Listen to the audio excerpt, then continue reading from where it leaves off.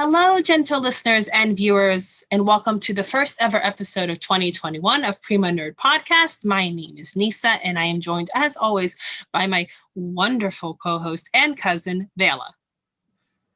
Hello, everybody.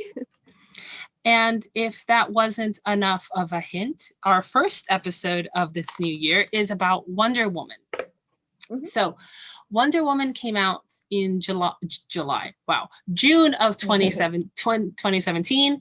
It had a budget of 149 million. I'm rounding here. And then a gross worldwide of 822 million.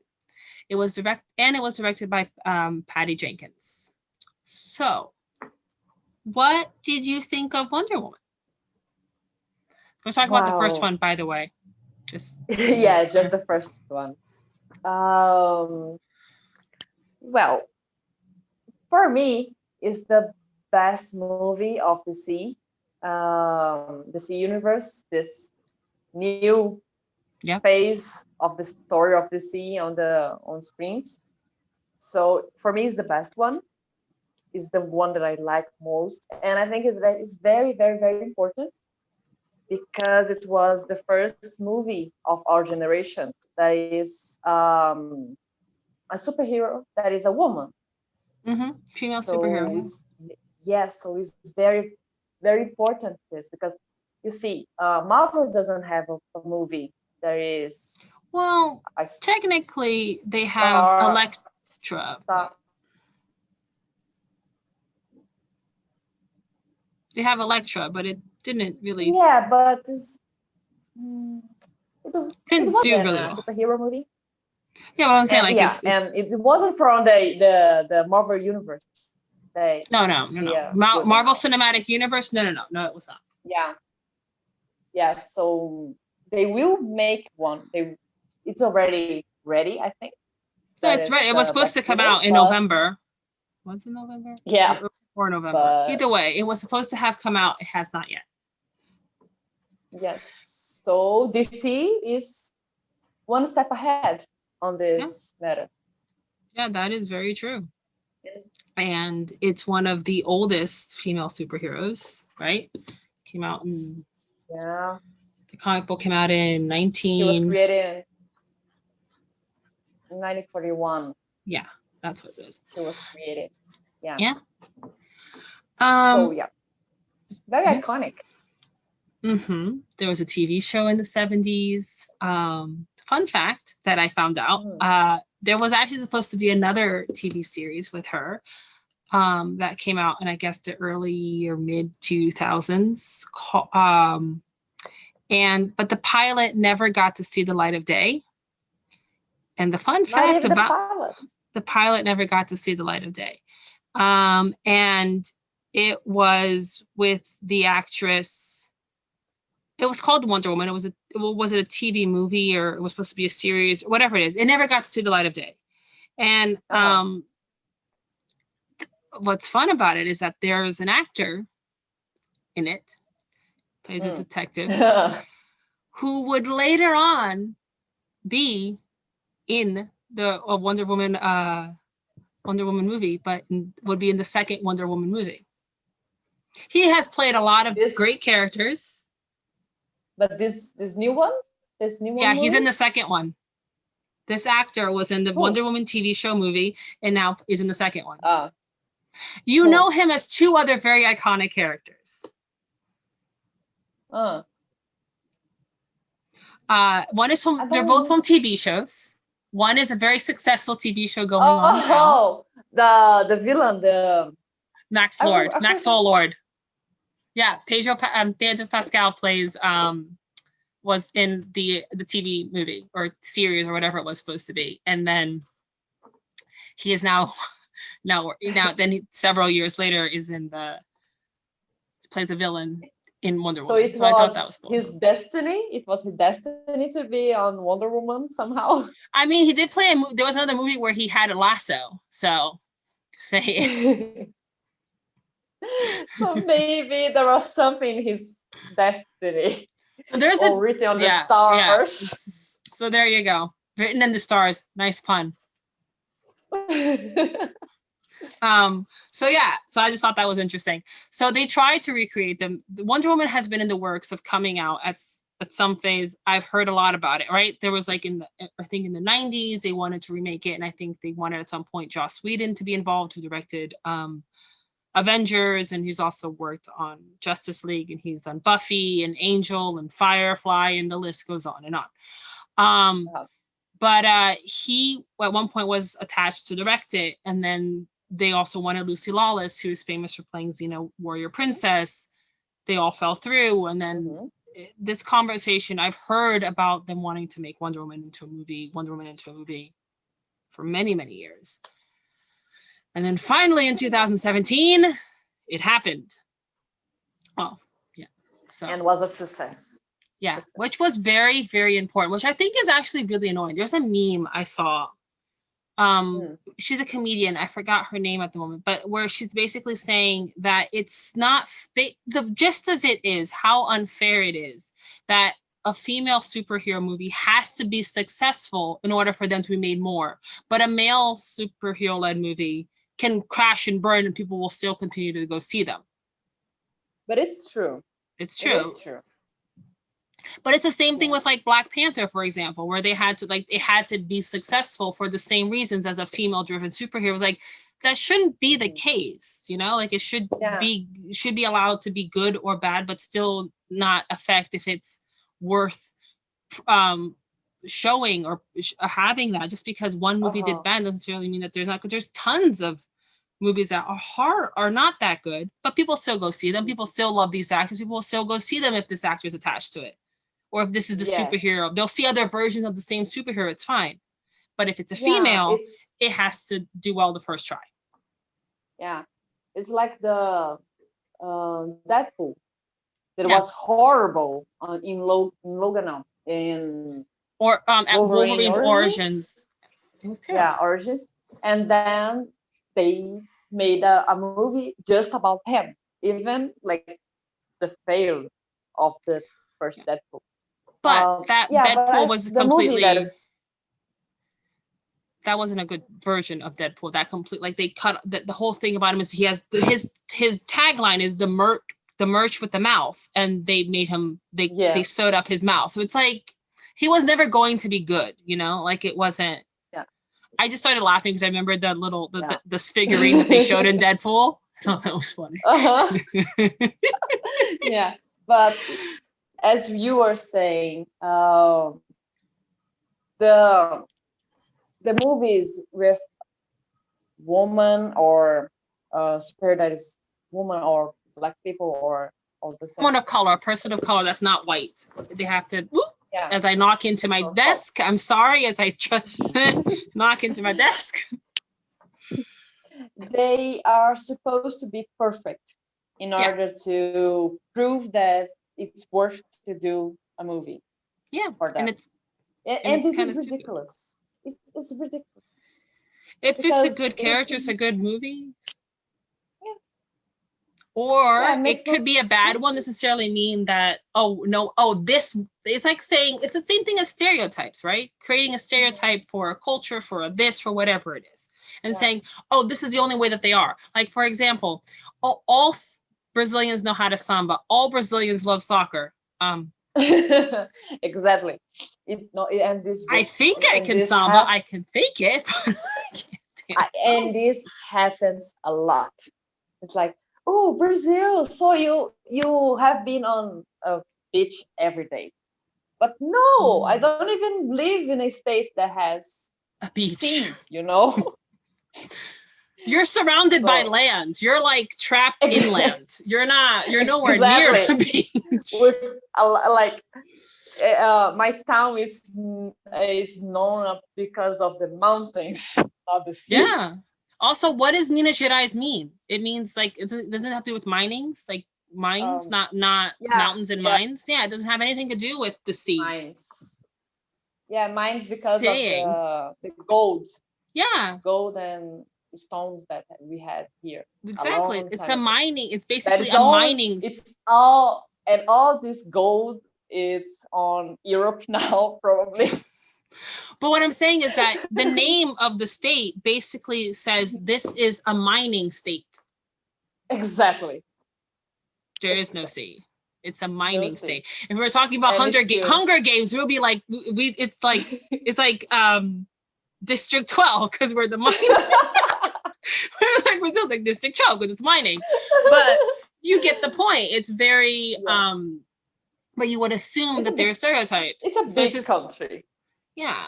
So it's kind of what I'm trying to say is that there's a little bit of something for everyone. So to put everyone into this tiny little box, say, oh, if this movie, for example, you have every stereotype, every culture, everything has their negative sides. But if you meet this one person that has a negative, whatever it is, you had a bad experience with this one person, you assume that they're all like that. That's not true. The same thing, this one bad movie is all bad. All movies with female lead actresses are going to be bad. No.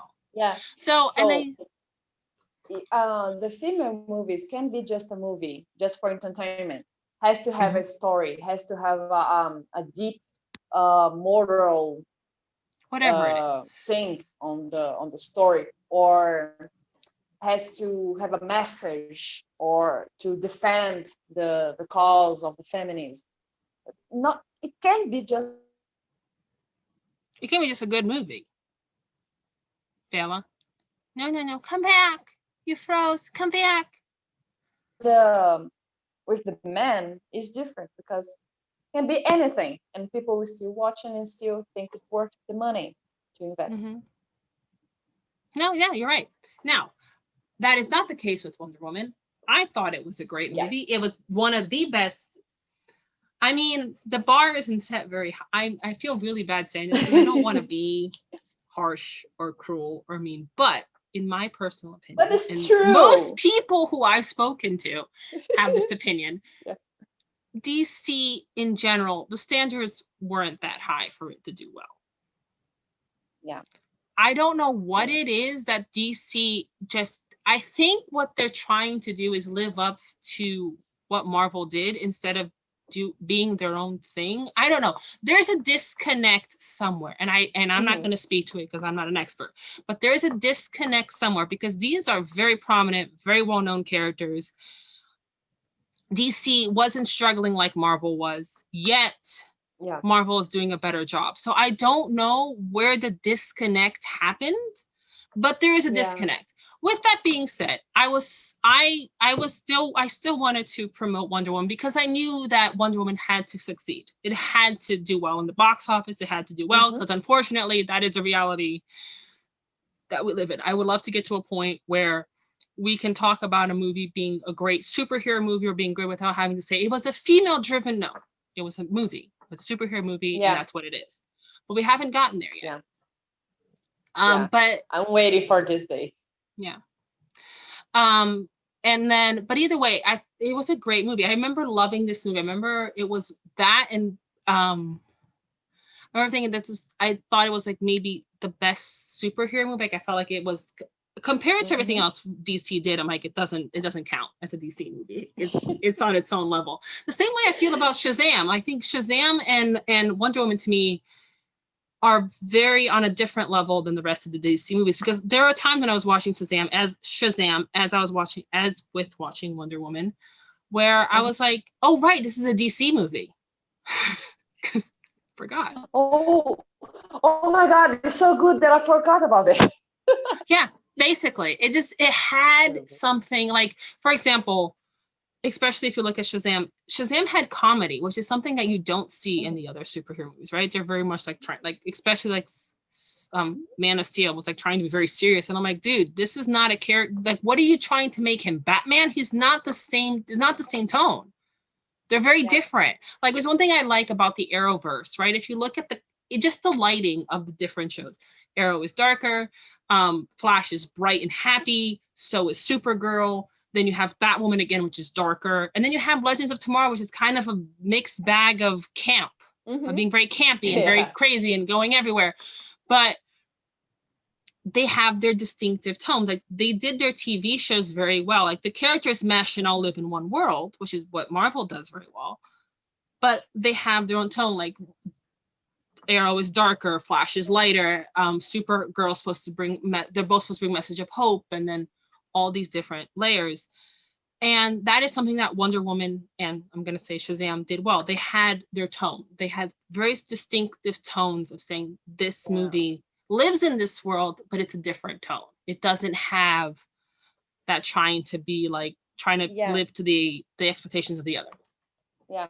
What you said made me think about something. Wow. I was thinking that maybe they know very well how to do a TV show. Yeah. So they have a lot of episodes to develop the character and the story. Maybe the problem of DC is to condense the story they are used to doing like 20 episodes on 2 hours. Yeah. And they don't know how to do this. Yeah, I feel like I've said this before, and I say this again. DC does better TV shows where Marvel does better movies. And I'm not talking about comparing them to each other. I'm talking about comparing DC TV shows versus DC movies, Marvel movies versus Marvel TV shows. DC does better TV shows comparing that, and Marvel does better movies in comparing their respective TV shows and movies. But Wonder Woman is one of those ones that I feel was like, oh my God, this is great. I loved it. It had and also something else I think was very important, that you also had a female director, a very well-established female director as well. And she brought to life a character, like the beginning of the movie, for example, right? You see the Amazons in Themyscira, right? Their island. And you see them training to fight. The first thing I wanted to write down is that they have their hair tied back, which, by the way, is something that I complain about every time. And it's not just me.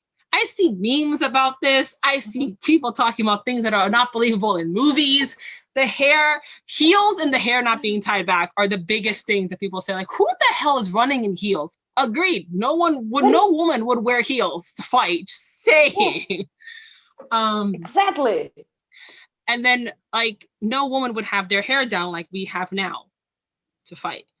Yeah. Especially me, because mine I would not see a thing. But it's because we are steady, right? Yeah, I'm just sitting down, not doing anything. I've never done a dance, taken a dance class with my hair down, let in a ponytail, let alone down. In a ponytail, because I don't want to end up smacking myself in the face, not only me, but my instructor, but mainly me. I smacked myself in the face when I had my hair in a ponytail. So I had my hair up in a bun. Every time I did a dance competition, my hair was up. One, because I didn't want it in my face. Two, it's already hot when you're dancing, so I want it off my neck. And then when the only dance I've ever done with the 2 dances I've done with my hair down, my hair was pulled back. It was not in my face. It was never going to go anywhere near my face. It was pulled. Half of it was up, half of it was down, so that way you could not see it. So that way it would move, but it wouldn't end up smacking me in the face or blocking my vision or whatever it is. So when I see fight sequences where women are like wearing their hair down, I'm like, question, how do you see? How do you see? How you see your enemy, or where you're going, or where to kick? Yeah, it's a constant thing I ask. I'm like, vision not taken away from you. That's definitely a movie.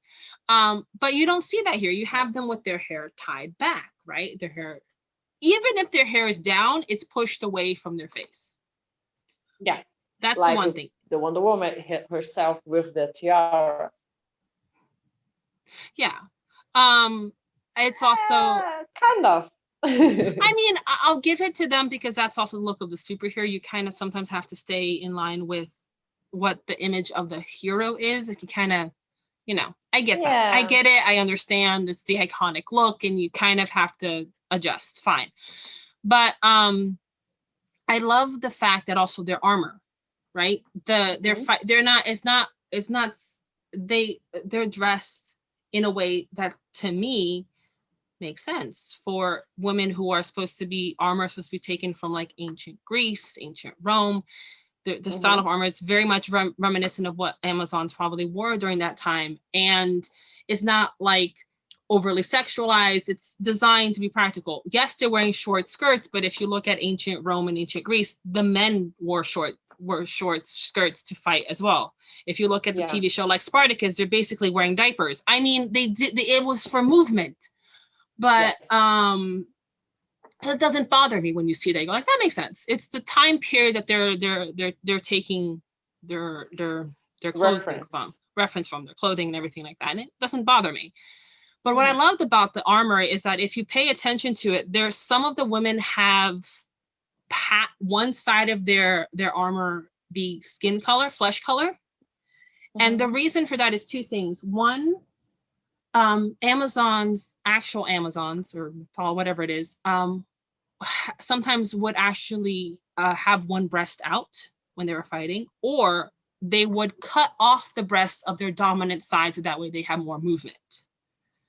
And I believe the Greek word, the Amazon, comes from the Greek word amazos, which means without breast. So that's where the name comes from. But it also makes sense, like with archery and stuff like that, it would get in their way. So their whole function wasn't beauty, wasn't anything like that, was practicality. So for them, there was no problem with having one, not having a breast, because the whole point was that they were warriors, and anything that got in the way of them being a strong warrior would probably be something that they would want to remove the obstacle. So I thought that was cool. Like you actually have that like nod to classic Amazons with like the flesh colored armor on one side. So that was cool. Yeah, that was cool. Yeah, making reference of the origins. Yeah. Real origins. So yeah, I like this. Me too. I thought that was a lot of fun. Yeah, I like the way they fight. Me too. Beautiful the way they fight, and the majority of those women were actual stunt women. Like they're not. They're. It's but I think one of the most famous stunt women, Zoe Bell, who was again,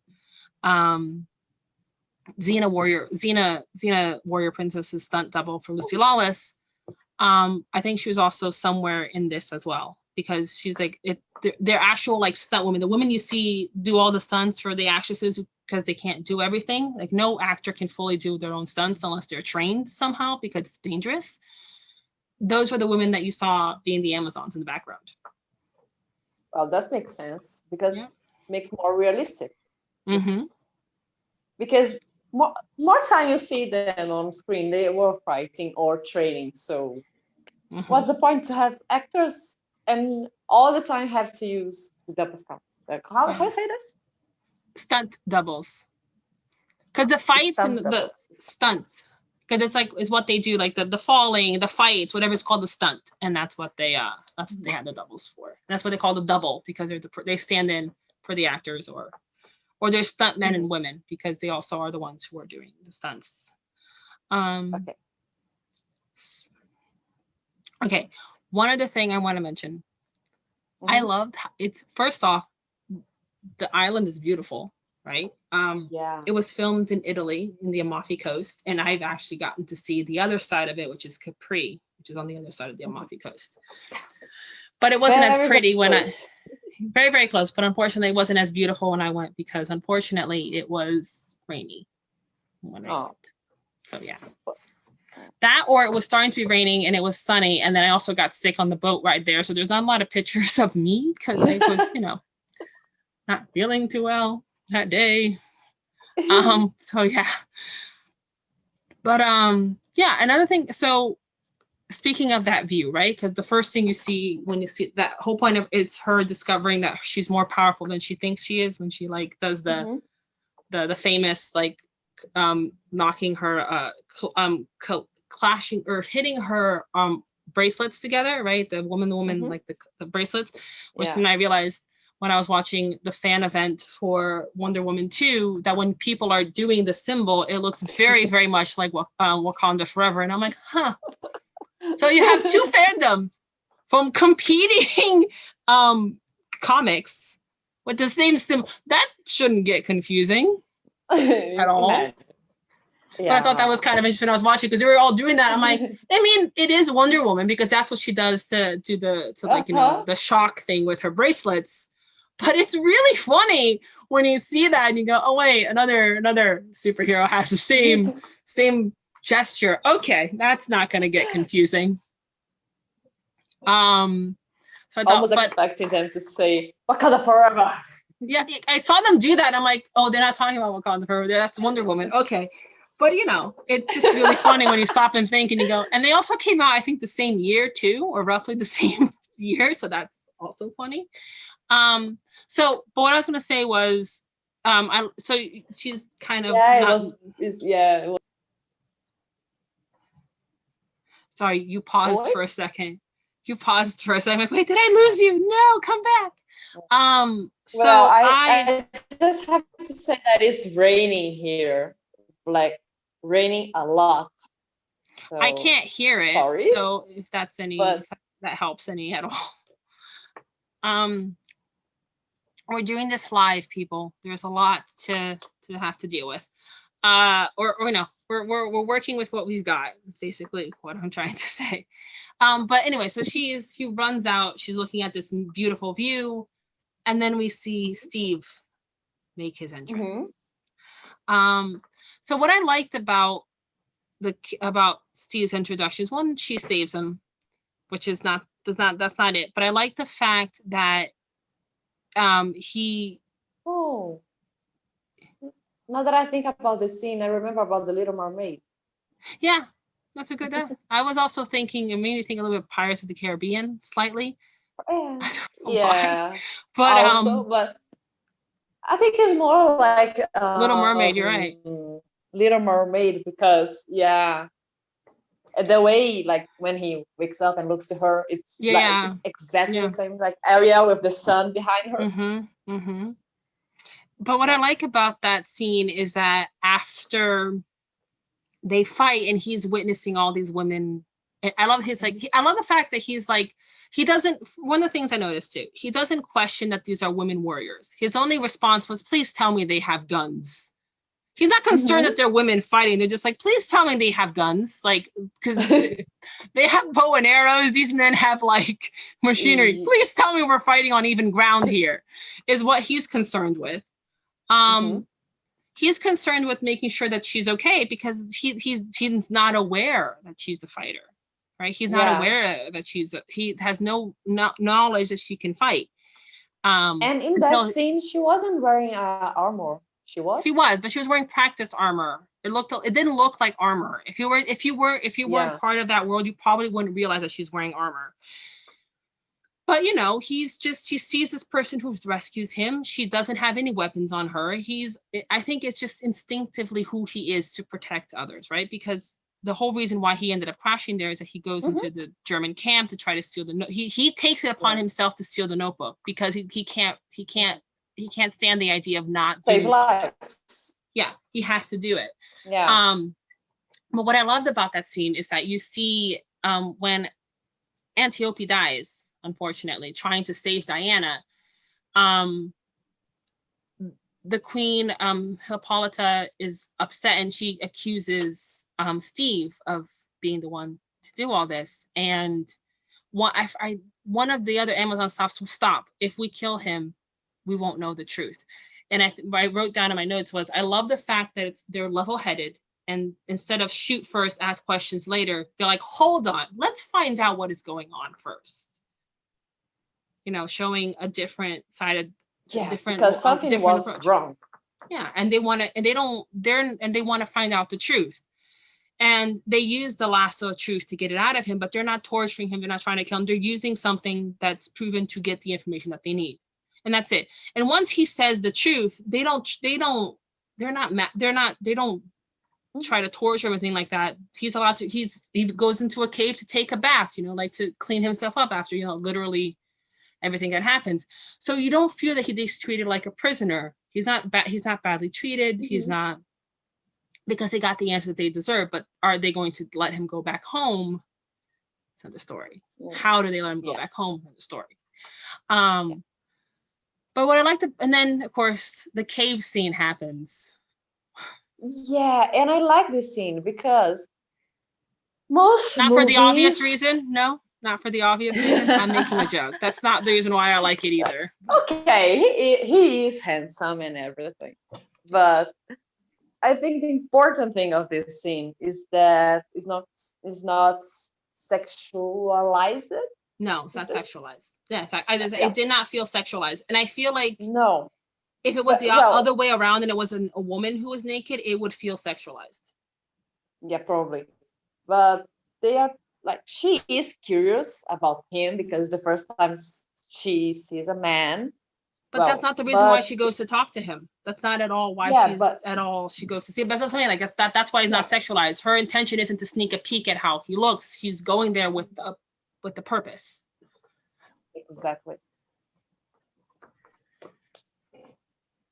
I mean, it was really funny and awkward scene. I'll give it that. For sure, but yeah. Also, something else I want to point out. This is a pet peeve I have over the board. Like, don't get me wrong. I have nothing against nudity. I get annoyed when you say it's nudity and it's only female. Mm-hmm. And I'm happy when it's a guy, not because it's a guy and I'm like, ooh, I finally get to objectify him, but it's like, thank you. It's not just a girl. It's not just a woman. It's someone else. Thank you for that. That's my only thing.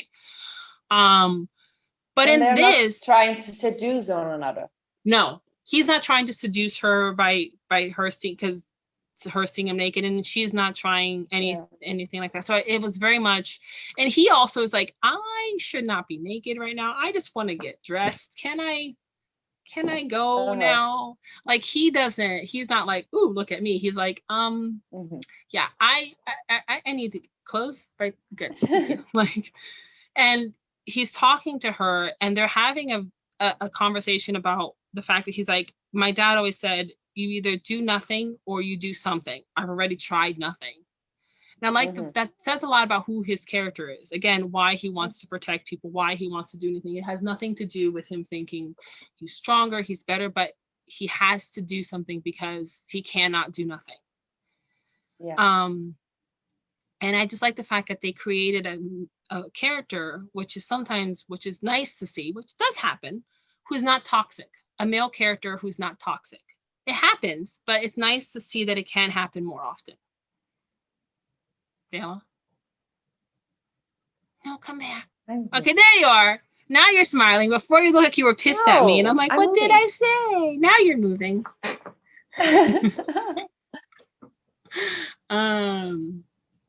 So yeah, that's what I was trying to say.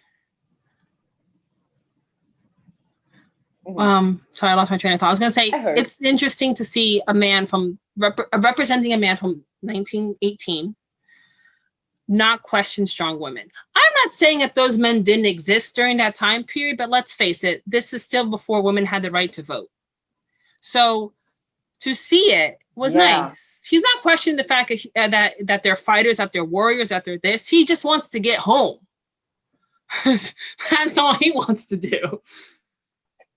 Yeah. She offers him.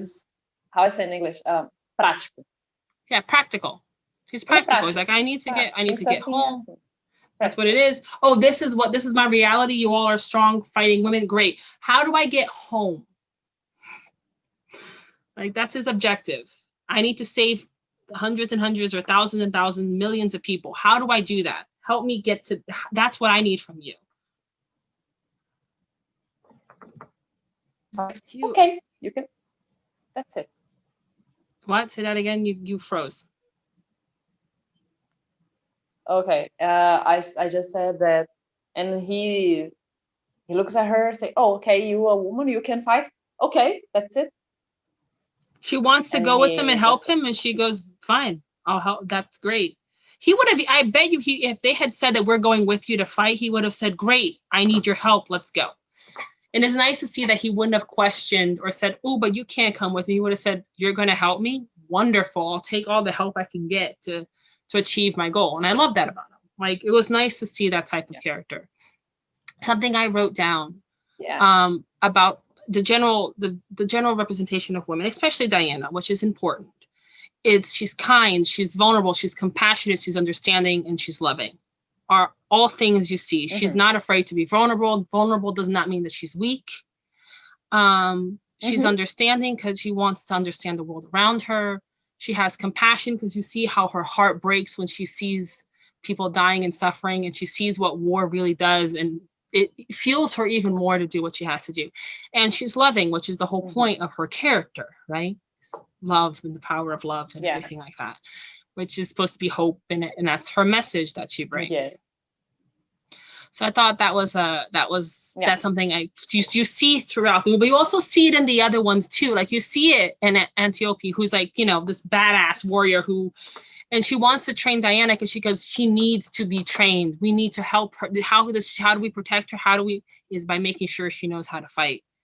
And you see the kindness, and like I think if you would have seen maybe a male version of this, she would have been jealous of her niece and want to corrupt her, whatever it is. And she's not jealous of her sister being the queen. She does consider Diana to be like her own daughter. And there's a scene in the second one, the beginning of it, that even shows how much she wants Diana to grow. And I can't talk about it because I can't, but it shows this idea that how the different way of creating warriors, of creating women, and you know, she wants to, and that's why she sacrificed herself. She doesn't give a second thought. She sees that Diana's in danger and she jumps in front. Like there was like no second of hesitation. She just does it, and you can see that it's all of these women would do that for one another. And I thought that was also very beautiful too. But again, showing the power of love, and even though they are these warriors, they have compassion, they have love, and you know, it was a nice thing to see. Yeah. Yes. But I have a problem with this movie. There is the villain. I don't like. I like the story with the villain until the end, but I don't like the last scene. This makes sense. Because I like the way they put this on the movie, that she has a target and she believes there is the Ares, but the villain was there since the beginning of the movie, acompanhando. Following the events, manipulating, actually, technically. Yeah, following, manipulating, but always there. Yeah, his presence was always felt or always known throughout the thing. Yeah. I agree with you. Scene, I agree. He doesn't convince me he was a threat to her. Here's the best way to describe it. One, like I've said this before. Like I said, like I can defend Ares up until a point. And that is, if you read Greek mythology, if you've seen it, he is the guy who wants to fight, who's corrupting men and but he himself is a complete not a coward. If he's supposed to be in the trenches getting hurt, he's going to go, hell no, I'm going back up here. You get hurt. I'm going. He will use him as a human shield. He will throw it. He will throw his own father, whatever. He'll throw anyone under the bus to save himself. But he's the god, but he's also the god of war, right? He's supposed to be like, and he's like the patron saint of men fighting and everything like that. But he himself is a complete not a coward. If you read mythology, there's actually a story where he does get hurt and he actually cries like a little baby. And then there's an episode of, and then of course I'm going to reference Xena, Warrior Princess, because this is the best one that we have. The character of Ares. There is an episode where he turns human, and this is a man who was like someone who like mentored Xena into becoming this incredibly badass warrior princess, right? And she I'm not really going to say trained, but you know, he guided her to become the warrior princess. There's a scene where he becomes human, and they basically say, they ask, that's actually not the first time he comes human. This is the one that stands out, where he basically turns and says, she goes, aren't you going to help them? He goes, no, I'm human. I could get hurt. God of war. Not going to fight because he could get hurt. When he's a god, it's fine because no one can hurt him. No mortal can hurt him, so it's fine. So And then there's another episode of Xena where it's set in the 1940s, where Ares is trapped in a tomb, and the only reason why he's never been able to break out is because over the years people have stopped believing in him, which made him weak. Which I can feel kind of translate into this, right? Like maybe that's the reason why you can see that Ares maybe is not fighting at his full strength or everything like that, because people don't believe in him. So he has to portray a human manipulating the situation to create war. The more powerful he gets, which makes sense. Yeah. I also felt that he was very much like Palpatine from Star Wars, like from obviously episodes like 1 through 3, because he is manipulating both sides to create a conflict for him to rise to power. I don't think he really care who wins, really. I think he obviously would prefer the Germans, because Germans would bring more, in this version of the movie, would bring more destruction and more death. But he just wants fighting. He doesn't really care who wins. Same thing as Palpatine. It doesn't matter who wins, as long as the end result is him becoming emperor, right? It's kind of what I feel like Ares is, as long as he's the one who's worshipped and he the one who gets power. So I feel like that's very in Portuguese say he likes ele gosta de ver o circo pegar fogo. Circus set on fire? I was gonna say, did you mean that it means a circus set on fire? Yeah. Okay. Yeah, that makes sense. But that's exactly what he wants. The other thing, again, another moment where he still kind of feels like he can get away with it is like, he reminds me of Lucifer. Not our Lucifer. Not Tom Ellis Lucifer. No. Oh, thank you. Maybe more, you could even say more supernatural and like this, like the stories of who he is. The guy who's mad at his father for loving humans more than him, for creating the humans, for loving the humans more than him, and what he wants to do is then corrupt and destroy them. Yeah, because he's angry that his father loved the humans more than he loved him. These inferior creatures. So I feel this is where I feel Ares part of that. Another thing where I feel like he's Palpatine is if you like in episode Revenge of the Sith, right? He's the one who manipulates Anakin into killing Dooku, so that way one more step towards the dark side, which is what he wants to do. It's the same thing that Ares tries to do with Diana when Steve dies. He tries to manipulate her into killing Dr. Poison. Yeah. To corrupt her, to make her more like him. But she is able to withstand it and fight against that nature. But it's that up until that point, those little things I thought was well done. I really wish I could remember, because I caught on to who Ares was very early on in the movie, but I don't remember when, because when you rewatch it, you already know, so it's not the same feeling. But I don't know if it was when they're all sitting in the council room and he's talking about the importance of peace and the amethyst, like how important that is, or if it was when he tells them not to go to the gala. I don't know, because I just knew that it wasn't the general that was there. Yeah, I just knew that. Okay. I was just like, okay, it's not him because it's too obvious. Yeah, that's so obvious. probably someone it's manipulating him to do all those things, and this person is Ares. But I thought it maybe at one point it could have been Dr. Poison who was Ares. And then I saw the wind blow and I'm like, that's Ares. As soon as I saw that wind blow the paper to her, I'm like, that's somehow Ares. I'm like, that was to me very obvious. But because I thought it would be really cool that Ares is actually a woman, again, the whole woman thing. But either way, the main villain is still a woman. I like but like I said, I think maybe it was the amethyst thing that kind of made me go, because if I'm going to go with my whole Star Wars reaction to it. No, this has nothing to do with the fact that I started watching The Mandalorian. It has nothing to do with the fact that I've been rewatching Star Wars. I thought this, I think, from the beginning. No, actually, I remember thinking this very early on, and I was rewatching it. I'm like, it does sound this way. But there's a moment where I think that scene where he's talking about the importance of peace reminded me of Palpatine, where he's saying that whatever it was that he's manipulating the situation, he's talking about peace and talking about this. it had that feel of something was off to me watching him say how important peace was. I don't know what it was, but something of that scene made me go, And then I think it was the scene where he's telling them not to go to the gala. I'm like, it's him. That's you. That's Aries right there. That's him. But it was, I don't know what it was for me that caused it. But then I was really excited. Like, oh, that's a really cool twist, blah, blah. And then you get to that ending scene and you're like, that's it? That's it?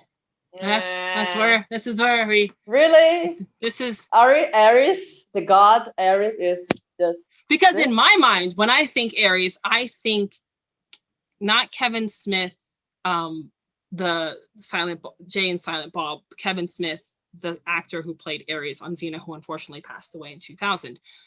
But that's who I think of when I think Aries, right? Kind of evil, kind of manipulative, kind of, something about him charming to seduce people into wanting to go to that side, right? Something about, because, you have to kind of have that appeal, or else why would people be attracted to it, right? There is none of that in this. And I feel the best comparison I can give is Hunger Games with Finnick Odair. People are like, oh, I don't think Sam Claflin is perfect because he has to be seductive and da-da-da. And I'm like, no, people, that's the facade. Finnick is the person we see in part 1 and part 2 of Mark and Jay. Like, that's where we need to get, not Catching Fire. And that's where I think there was a disconnect. He was great as the weak kind of, but there wasn't that great switch where you're like, oh, that was all an act, Yeah, he doesn't seem very attractive, like strong, or like he seems attractive as Sir Patrick, by his intelligence, not his strength. Yes, and in the end, you need someone that seems to be strong and really hard to beat, and he doesn't look like this. It's not even look. It doesn't. It's not a matter of looks. It's just the attitude about it just didn't feel convincing. Because you don't have to be like. For example, isn't there like a scene in like? Unfortunately, I had to reference this movie because it stuck out my mind. Isn't there a scene like when we saw The Expendables where like Jet Li says it doesn't matter how big you are, and it's like this like actor who's like in fights and does all these amazing things, and he's not the strongest one out of all of them, but he's still very much a lethal weapon. Like, as I referenced another movie unintentionally. But you don't see that in this.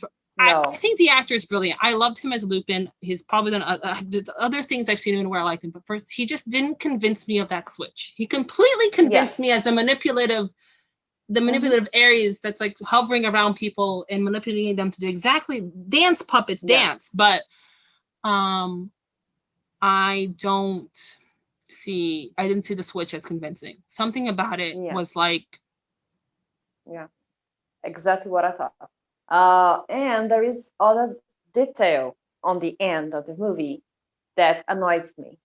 Because when she's losing the fight, and then she remembers a lot of Steve and everything, and she says she believes in love. I wish she said, I believe in humans. I believe in hope. I believe there is hope for humanity. I don't know, something like this. Because the love came out as romantic and not just a love in general, like the power of love, of like being, of like loving people and like caring and empathy and not... I get that. Exactly. It's so cliche for a woman. And it's so cliche for a woman to say, I believe in love. She does. And she does stand for love. But it does come across as romantic. But love as is love like love for everybody, love for the human beings. What combats hate is love.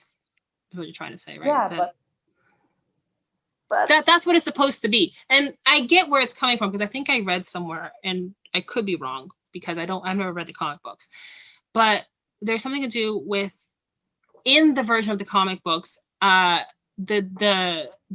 Amazons were created as were created by Aphrodite, the goddess of love, to combat Aries. So that would make sense if you had that knowledge. And if it was somewhere put into the story, the importance of love. So if you know the comic books, if you're a huge Wonder Woman fan, that line to you made sense. It fit the mold and you got what it meant. If you didn't, it came across as a line, like one of those like superhero like lines that they have to say. It didn't get a message. I understood what the messages she was trying to say, but you're right. It kind of, because it's in reference to her grieving Steve, who is the love of her life, romantic, and I get it. I get where it kind of like lost its power, like the message.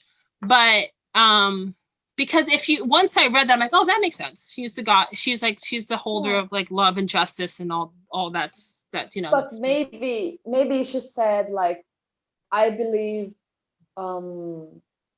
that humans can love. Whatever it was, but I get where you're coming from. Something fell short there. Yeah. I agree with you on that one. That's I have to say I'm right there with you. Yeah, and I have a question. What? Maybe everybody's waiting for this. Wonder Woman 84. How 1984? I loved it. It was good.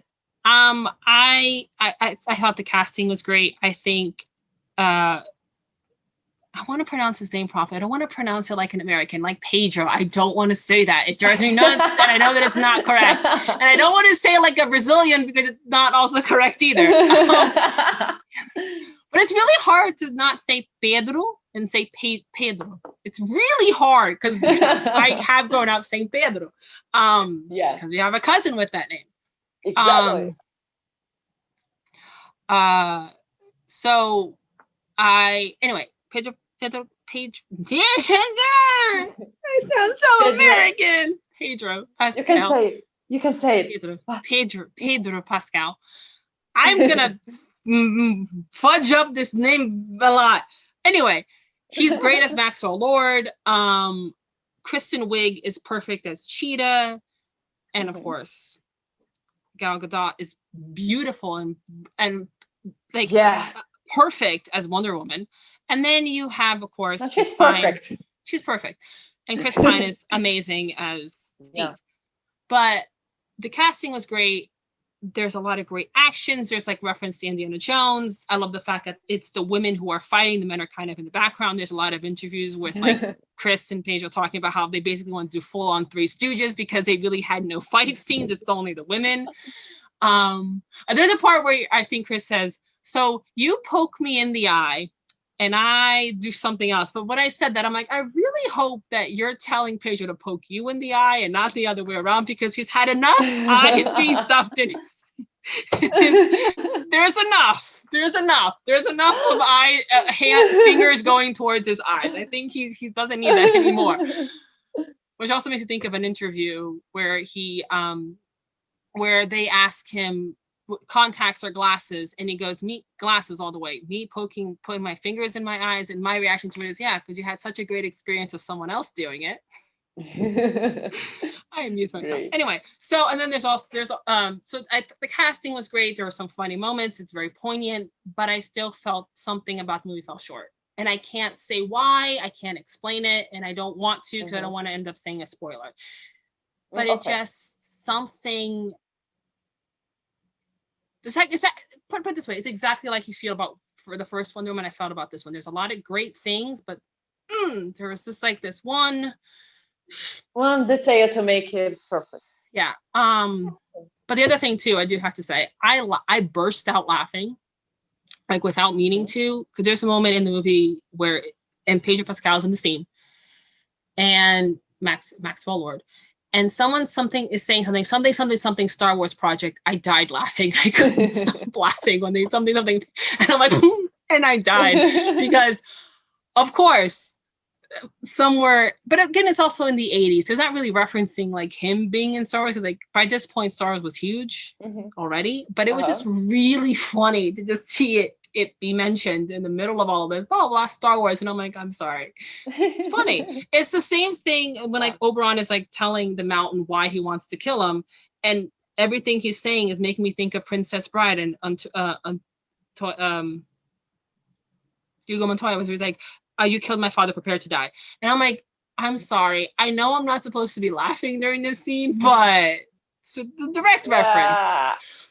Yeah. So that Oberon scene is hard to watch because I'm like laughing. I'm nervous. I know he's going to die. I know it's going to be violent, but I'm also finding it highly amusing because I'm like, why are we referencing Princess Bride right now? Just why? Anyway, I'm so looking forward to see this movie. It's so good. I mean, I highly recommend it. I think everyone should watch it. But again, I feel tiny something was missing. And it doesn't take away from the movie. So it's a 9. Yeah. I think it's the same. I mean, there's a lot of things I like more. I think it did better in this one. It doesn't take away from the first. It doesn't try to live up to the first. It took the movie and created a new one. Like, it didn't try to make it like... So it didn't try to do what sequels do, where they try to relive what made the first one great instead of continuing. But it just fell short. Okay. But it's still a good movie, though. Still worth seeing. When I watch this, we can make a episode about this and discuss specifically this. And I will have an opinion because I don't have an opinion now, and I'm really I want to see this movie. And for those of you who don't understand why I've seen it and she hasn't, because in Brazil, I live in the US, only on the theaters, and I live in the US, so I got to see on HBO Max. That's the only difference. That's the only reason. And I'm still waiting for HBO Max to come here. But you're not the only. I think there are other countries that didn't get a chance to only release it in theaters too. So you're not. Yeah. Not just you. So that's it. When HBO Max arrives in Brazil, I can watch this, and I think someone told me it is in January, so maybe it's close. It's only going to be on HBO Max here in the US until January 24th. So I need to make sure to watch it again soon, because then I won't be able to watch it again. So so listeners, we'll make an episode about this and discuss all the details about the movie. So thank you for listening to our episode. Please subscribe, hit the bell, so that way you can see get notified when you're watching it on YouTube. Please subscribe wherever you listen to podcasts, like, review. The more you do those things, the more people can find us, and the better it is for us. If you enjoyed this, please share with your friends. Please follow us on Instagram or Facebook. Somewhere here. Yeah, all the links below. So you can follow us on Instagram and Facebook at Prima Nerd Podcast. And you can also email us at primanerd2@gmail.com. Again, all of this in the description. And not only the description of YouTube, but the description of our podcast. But yes, follow us, share, tell your friends about us if you like this, or anyone who would enjoy talking about movies. Share, please. It means a lot to us, and we want to keep doing this, so we want to know what you think also. Exactly. And thank